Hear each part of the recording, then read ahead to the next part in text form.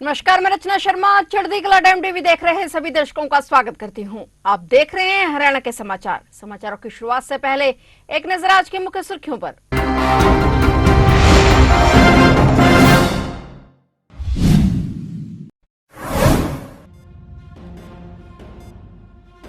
अंतर्राष्ट्रीय योग दिवस के मौके पर राज्य स्तरीय कार्यक्रम, सीएम सैनी ने हिसार में किया योग। कहा, हरियाणा में 100 स्थानों पर खोली जाएंगी व्यायामशालाएं।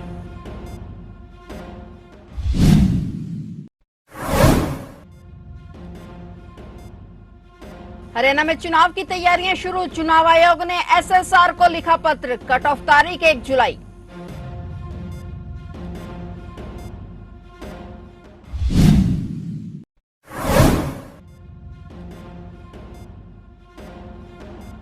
हिसार एयरपोर्ट से बहुत जल्द मिलेगी उड़ान की सुविधा। पूरी दुनिया से होगा कनेक्ट। प्रधानमंत्री मोदी एयरपोर्ट का करेंगे उद्घाटन।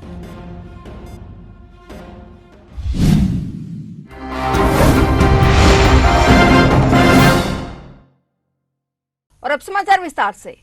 अंतर्राष्ट्रीय योग दिवस के मौके पर हिसार में राज्य स्तरीय कार्यक्रम का आयोजन किया गया। इस दौरान सीएम नायब सिंह सैनी ने कार्यक्रम स्थल पर पहुंचकर योग किया। सीएम सैनी ने देशवासियों को योग दिवस की हार्दिक शुभकामनाएं दी। अपने संबोधन में मुख्यमंत्री ने कहा कि हरियाणा में 100 स्थानों पर 60 दिनों के अंदर व्यायामशालाएं खोली जाएंगी। 870 आयुष से जुड़े योग सहायक की नियुक्ति की गई है और जो योग के साथ साथ आयुष की डिस्पेंसरी में काम भी करते हैं। पहले ये 13-13 घंटे काम करते थे। अब सरकार ने निर्णय लिया कि योग सिखाने की प्रक्रिया के तहत 3 घंटे योग करवाए जाएंगे और उसके बाद 4 बजे तक डिस्पेंसरी में काम करेंगे। योग सहायकों को डाइटिशियन का प्रशिक्षण दिया जाएगा ताकि वे मरीजों की इस दिशा में सहायता कर सके और हरियाणा को स्वास्थ्य की दृष्टि से फायदा दे सके। हरियाणा को स्वास्थ्य रखना हमारा पहला लक्ष्य है। अंतर्राष्ट्रीय योग दिवस के मौके पर मुख्यमंत्री नायब सिंह ने यह भी कहा कि योग हमारे जीवन का हिस्सा नहीं बल्कि हमारे जीवन जीने का तरीका है। स्वामी रामदेव ने योग को हमारे जीवन में उतारा है और प्रधानमंत्री नरेंद्र मोदी के प्रयासों से योग को अंतर्राष्ट्रीय स्तर पर नई पहचान मिली है। आज के योग की जो थीम भी है, योग स्वयं और समाज के लिए, ये मेरा परम सौभाग्य है कि आज हमारे लिए योग एक जीवन का सार बन चुका है। आज जन जन पूरी दुनिया में आज योग को अपने जीवन में वो किस तरीके से उसने उतारा है, इसका श्रेय अगर जाता है, जैसा पूर्व वक्ताओं ने अभी कहा भी है, कि हमारी जो ये योग पद्धति है जो कहीं ना कहीं विलुप्त हो गई थी और हम पाश्चात्य संस्कृति की तरफ बढ़े, परंतु हमारे योग ऋषि बाबा रामदेव जी ने उसको जागरूक किया और जागरूक करते हुए जन जन तक पहुंचाने का काम ये हमारे योग ऋषि बाबा रामदेव ने किया। और उसके साथ साथ जब हम देखते हैं कि हमारे दुनिया के यशस्वी नेता आदरणीय नरेंद्र मोदी जी ने हमारी इस योग पद्धति को यूएनओ के अंदर जब प्रस्ताव लेकर के 2014 में गए और जब ये योग का प्रस्ताव वहां पर रखा तो प्रथम दृष्टा में ही 177 देशों ने इसके योग दिवस को मनाने का निर्णय किया। और आज मुझे ये खुशी है आप लोगों को बताते हुए कि आज 10 वर्षों के बाद आज पूरी दुनिया में 200 से ज्यादा देश आज इस योग के साथ, कोई ऑडिटोरियम के अंदर, कोई पार्कों के अंदर या अपने अपने विभागों के अंदर, हर व्यक्ति हर अपने घर के अंदर, अपने मोहल्ले के अंदर, अपनी पंचायत के अंदर, आज हर व्यक्ति कहीं न कहीं योग के साथ वो जुड़ा हुआ है। इस साल जिन राज्यों में विधानसभा चुनाव होने हैं वहां पर वोटर लिस्ट में नाम दर्ज कराने का काम 1 जुलाई से शुरू होगा। चुनाव आयोग ने इलेक्शन कराने की तैयारी शुरू कर दी है। इस साल जिन राज्यों में विधानसभा के चुनाव होने हैं और वहां पर चुनाव आयोग ने अपनी तैयारियां तेज कर दी हैं। चुनाव आयोग ने जम्मू कश्मीर से चुनाव वाले राज्यों और केंद्र शासित प्रदेशों के मुख्य निर्वाचन अधिकारियों को 20 अगस्त तक मतदाता सूची के लिए SSR को पूरा करने के लिए पत्र लिखा है। चुनाव आयोग ने मतदाता सूची को अपडेट करने की प्रक्रिया शुरू करने के लिए हरियाणा, झारखंड और महाराष्ट्र सहित राज्य के CEO को पत्र लिखा है। तय कार्यक्रम के मुताबिक अंतिम मतदाता सूची का प्रकाशन 20 अगस्त तक किया जाएगा। उन्होंने कहा कि इन सभी राज्यों और केंद्र शासित प्रदेशों में मतदाता के रूप में नामांकन की कट ऑफ तारीख 1 जुलाई होगी। बता दें कि इस साल दिल्ली, हरियाणा, महाराष्ट्र, झारखंड और जम्मू कश्मीर में विधानसभा चुनाव प्रस्तावित हैं। इसको लेकर चुनाव आयोग लंबे समय से काम कर रहा है। आयोग ने कहा कि जो लोग अपना नाम वोटर लिस्ट में जुड़वाना चाहते हैं या फिर गलती का सुधार करवाना चाहते हैं वे अपना आवेदन दे सकते हैं। वहीं चुनाव आयोग ने देश भर में होने वाले 47 उपचुनाव कराने की प्रक्रिया भी शुरू कर दी है। हरियाणा के मुख्यमंत्री नायब सिंह सैनी ने कहा कि हिसार स्थित महाराजा अग्रसेन हवाई अड्डे से शीघ्र ही विभिन्न राज्यों के लिए उड़ान शुरू होगी और उसके बाद यह एयरपोर्ट पूरी दुनिया से कनेक्ट होगा। उन्होंने कहा कि आने वाले समय में यहां से फ्लाइंग शुरू होने पर प्रधानमंत्री नरेंद्र मोदी इस एयरपोर्ट का उद्घाटन करेंगे। यह कथन मुख्यमंत्री नायब सिंह सैनी ने हिसार में लगभग 544 करोड़ रुपए की लागत से महाराजा अग्रसेन हवाई अड्डे के विस्तारीकरण परियोजनाओं सहित अन्य विकास परियोजनाओं का शिलान्यास और उद्घाटन करते हुए कहे। उन्होंने कहा कि एयरपोर्ट संचालन के लिए MOU साइन किया गया है और जल्द ही हिसार से चंडीगढ़, जयपुर, अयोध्या, जम्मू और अहमदाबाद सहित अन्य क्षेत्रों के लिए इस टर्मिनल से उड़ान की सुविधा मिलनी शुरू हो जाएगी। इसकी शुरुआत के बाद से स्थानीय लोगों के अतिरिक्त पंजाब, राजस्थान और अन्य राज्यों के लोगों को भी लाभ मिलने लगेगा। यह हाई कनेक्टिविटी प्रदेश के विकास में उल्लेखनीय योगदान देने के साथ साथ हिसार के विकास में भी मील का पत्थर साबित होगी।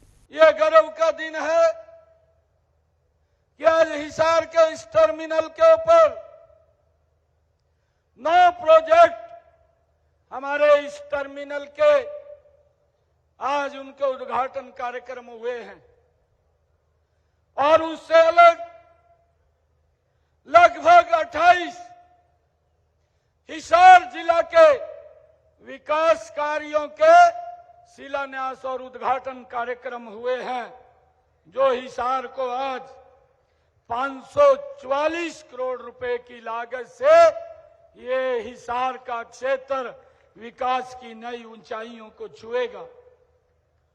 मुझे आज आप सबको ये बधाई देते हुए बड़ा हर्ष हो रहा है कि महाराजा अग्रसेन जी के नाम से बना ये डोमेस्टिक एयरपोर्ट आज दूसरे चरण में 339 करोड़ रुपए के 9 परियोजनाओं का आज इस डोमेस्टिक एयरपोर्ट के विकास कार्यों का उद्घाटन हुआ है।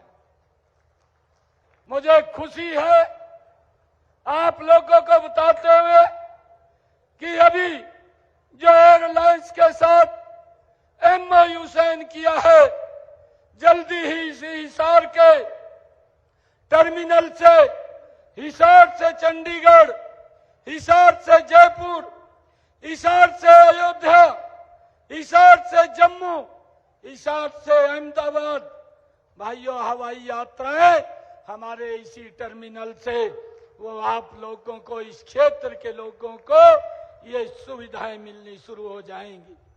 हमारे यहाँ के लोगों को तो लाभ मिलेगा, परंतु इस टर्मिनल का हमारे पंजाब, राजस्थान और बाहर के लोगों को भी इस टर्मिनल का बड़ा लाभ मिलने वाला है।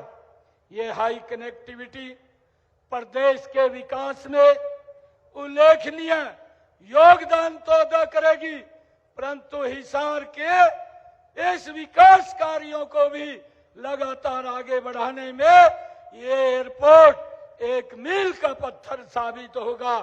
हिसार में एंटी करप्शन ब्यूरो की टीम भ्रष्टाचार और रिश्वतखोरी के खिलाफ लगातार अभियान चलाकर कार्रवाई कर रही है। इसी कड़ी में टीम ने अर्बन स्टेट पुलिस थाने में तैनात महिला हेड कांस्टेबल सुमित्रा को 40,000 रुपए की रिश्वत लेते हुए रंगे हाथों गिरफ्तार कर लिया। इस मामले में दूसरा आरोपी मुंशी फरार है। दोनों आरोपियों के खिलाफ एंटी करप्शन ब्यूरो ने केस दर्ज कर लिया है। पुलिस आरोपियों से पूछताछ कर रही है। एंटी करप्शन ब्यूरो के सूत्रों के अनुसार ब्यूरो टीम को शिकायत मिली थी। शिकायतकर्ता और उसके दोस्त के खिलाफ हिसार के अर्बन स्टेट पुलिस थाने में शिकायतकर्ता के दोस्त की पत्नी पिंकी ने शिकायत दी और इस मामले में महिला हेड कांस्टेबल सुमित्रा जांच अधिकारी थी। सुमित्रा ने शिकायतकर्ता को फोन किया और थाने में पिंकी द्वारा दी गई शिकायत पर कार्रवाई न करने के बदले में 40,000 रुपए की रिश्वत मांगी। शिकायत के बाद एसीबी की टीम वहां पहुंची। जैसे हवलदार सुमित्रा ने 40,000 रुपए रिश्वत मांगे और ब्यूरो की टीम ने उसे रंगे हाथों गिरफ्तार कर लिया। बताया जा रहा है कि टीम की कार्रवाई के दौरान थाने का मुंशी फरार हो गया। केंद्र सरकार ने खरीफ की 14 फसलों पर एमएसपी बढ़ाए जाने पर हरियाणा के कृषि मंत्री कंवरपाल गुर्जर ने कहा कि देश में प्रधानमंत्री मोदी के नेतृत्व में तीसरी बार बनी केंद्र सरकार ने किसान हित को ध्यान में रखते हुए किसानों के लिए ऐतिहासिक फैसले लिए हैं। कृषि मंत्री कंवरपाल ने खरीफ की फसलों के न्यूनतम समर्थन मूल्य में वृद्धि करने पर प्रधानमंत्री नरेंद्र मोदी और केंद्रीय मंत्रिमंडल का आभार जताया है। कृषि मंत्री ने इस दौरान प्रदेश के किसानों को बधाई दी। मैं केंद्र सरकार का इसके लिए आभार व्यक्त करता हूँ। माननीय प्रधानमंत्री जी का धन्यवाद करता हूं कि उन्होंने बहुत अच्छे रेट बढ़ाए हैं और इससे जो सारे देश के किसान हैं वो बेहद खुश हैं। जिस प्रकार से धान में 117 रुपये बढ़ा कर उन्होंने दिए, इसी प्रकार से ज्वार में भी 191 रुपये बढ़ा के दिए हैं। इसी प्रकार से बाजरे में 125 रुपये, रागी में 444 रुपये, मक्के में 135 रुपये और अरहर में दाल में 550 रुपये और मूंग में 124 रुपये बढ़ा के दिए। हमारे यहाँ की जो मेन फसल है गेहूँ, धान और बाजरा, मैं समझता हूँ बाजरा का रेट तो अगर पिछले 4-5 साल से देखें तो दुगने से भी ज़्यादा बढ़ गया। तो इससे निश्चित तौर से जो हमारा बरानी ज़मीन में खेती करने वाला किसान है उसको तो बहुत ही बड़ी सपोर्ट मिली है इससे, और वैसे भी जो किसान है उनको भी बहुत बड़ा लाभ इससे मिला है। सभी किसानों को धान का बहुत अच्छा रेट मिला और जो माननीय प्रधानमंत्री ने कहा था कि किसानों की आमदन दोगुनी करने का, तो निश्चित तौर से इससे दुगनी से भी ज़्यादा किसान की आमदन होगी, ऐसा मेरा विश्वास है। और जिस प्रकार से हर साल प्रत्येक किसान को 6,000 रुपये माननीय प्रधानमंत्री जी दे रहे, तो उससे भी किसान को बहुत बड़ा लाभ हो रहा है। तो मैं माननीय प्रधानमंत्री जी का धन्यवाद करता हूँ। इस बार बरसात के मौसम में अंबाला में बाढ़ न आए, इसके लिए सरकार ने भी पूरी कमर कस ली है और इसलिए प्रशासनिक अधिकारी युद्ध स्तर पर नालों की सफाई करवा रहे हैं। इसी कड़ी में आज हरियाणा के पूर्व गृह मंत्री अनिल विज ने अंबाला के उपायुक्त सहित सभी प्रशासनिक अधिकारियों सहित अंबाला के सभी मुख्य नालों और टांगरी नदी का भी दौरा किया। इस बीच अनिल विज ने कई जगह नाली में गाद भरी हुई देखी, जिसके लिए विज ने मौके पर फटकार भी लगाई और साथ ही उन्हें जल्द ही साफ करने के निर्देश दिए।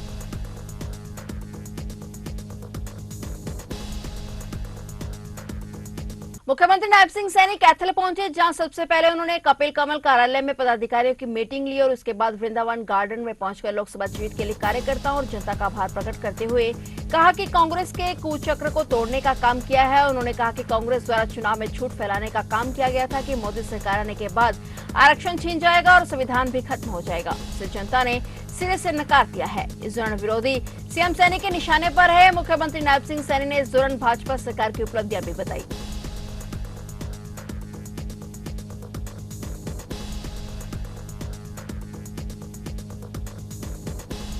अंबाला में आज अंतर्राष्ट्रीय योग दिवस मनाया गया। इस दौरान राज्य मंत्री बनवारी लाल ने कार्यक्रम में शिरकत की और सभी के साथ मिलकर योग किया। मंत्री ने बताया कि योग का हमारे जीवन में बहुत महत्व है, सभी को योगा जरूर करना चाहिए। उन्होंने सभी से रोजाना योग करने की अपील की। योग के उपरांत पुलिस ने सभी को नशे से दूर रहने की शपथ दिलवाई। मंत्री डॉक्टर बनवारी लाल ने सभी को योग दिवस की बधाई दी और कहा कि प्रधानमंत्री मोदी के मार्गदर्शन में आज योग दिवस मनाया जा रहा है। योग का हमारे जीवन में बहुत महत्व है, योग करने से हम स्वस्थ रहेंगे। आज सबसे पहले तो मैं देशवासियों को, प्रदेशवासियों को अंतर्राष्ट्रीय योग दिवस की बहुत बहुत बधाई व शुभकामनाएं देता हूं। और जिस तरह से पिछले 10 साल से माननीय प्रधानमंत्री जी के मार्गदर्शन में अंतर्राष्ट्रीय योग दिवस मनाया जा रहा है और योग हमारे जीवन का एक महत्वपूर्ण अंग है, क्योंकि योग के जरिए हमारा शारीरिक, मानसिक और सामाजिक जो स्वास्थ्य बनता है। तो मैं सभी लोगों से अपील करूंगा कि योग को अपने जीवन का एक हिस्सा बनाएं और नित्य योग करें और स्वस्थ रहें, फिट रहें। प्रदेश सरकार द्वारा बाढ़ राहत कार्यों को मंजूरी दिए जाने के बाद धरातल पर कितनी गति से काम हो रहा है, जानने के लिए हरियाणा के कृषि मंत्री कंवरपाल गुर्जर ने सिंचाई विभाग के तमाम अधिकारियों के साथ यमुना नदी से सटे बेलगढ़ का दौरा किया। उन्होंने बेलगढ़ में हो रहे विकास कार्यों को लेकर अधिकारियों को निर्देश दिए कि वे तय सीमा में जल्द से जल्द कार्यों को पूरा कर ले, ताकि मानसून सीजन में लोगों को पानी से कोई नुकसान न हो। इसके लिए सीमेंट के बड़े बड़े ब्लॉक लगाए जा रहे हैं, जिससे कि मानसून के दौरान तेज बहाव से आने वाला पानी नुकसान न पहुंचा सके।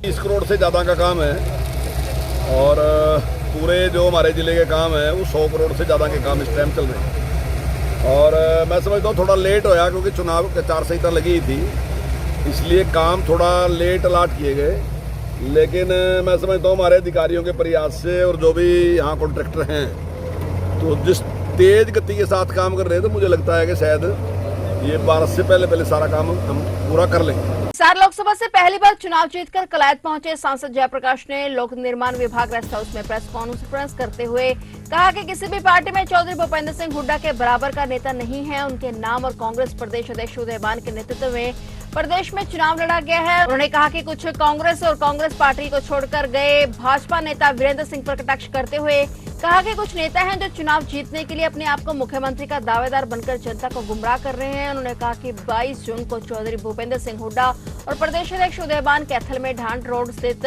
फार्म पर होने वाले कार्यकर्ता सम्मेलन को संबोधित करेंगे। अंबाला लोकसभा से नवनिर्वाचित कांग्रेस सांसद वरुण चौधरी चुनावों में हुई जीत के बाद कालका श्री काली माता मंदिर पहुंचे। सांसद वरुण चौधरी ने विधायक प्रदीप चौधरी, अजय सिंगला, एडवोकेट नवदीप शर्मा नबी, एडवोकेट दीपांशु बंसल और अन्य कांग्रेस कार्यकर्ताओं के साथ श्री काली माता मंदिर में माथा टेका और माता का आशीर्वाद प्राप्त किया। उन्होंने सभी क्षेत्रवासियों की सुख समृद्धि की कामना की। उन्होंने मंदिर के साथ लगते गुरुद्वारा साहिब में भी माथा टेका। कालका विधायक प्रदीप चौधरी ने कालका विधानसभा क्षेत्र के पिंजौर की न्यू लेक राम कॉलोनी की बेटी नेहा कमल के एचसीएस नियुक्त होने पर उन्हें घर जाकर बधाई दी। प्रदीप चौधरी ने बताया कि पहले भी नेहा ने 10वीं में टॉप कर माता पिता और क्षेत्र का नाम रोशन किया था। विधायक ने कहा कि एक बार फिर नेहा ने अपने माता पिता का नाम रोशन किया। विधायक ने नेहा कमल को उज्जवल भविष्य के लिए आशीर्वाद दिया। पूरा विश्व आज अंतर्राष्ट्रीय योग दिवस मना रहा है। उल्लेखनीय है कि डीएवी पब्लिक स्कूल में आरएसएस का प्राथमिक और प्रारंभिक वर्ग चल रहा है और जो कि 22 जून को समाप्त हो जाएगा। और 21 जून को ही परम पूजनीय डॉक्टर केशव राय वलीराम हेड गोयवार जी की पुण्यतिथि भी है, जिसके तहत आज डीएवी पब्लिक स्कूल के प्रधानाचार्य विजय कश्यप और स्टाफ सदस्यों के साथ आरएसएस के स्वयंसेवकों ने भी वर्ग कार्यालय अजय कुमार और वर्ग पालक हरेंद्र मोहन के नेतृत्व में अंतर्राष्ट्रीय योग दिवस में बढ़ चढ़कर भाग लिया।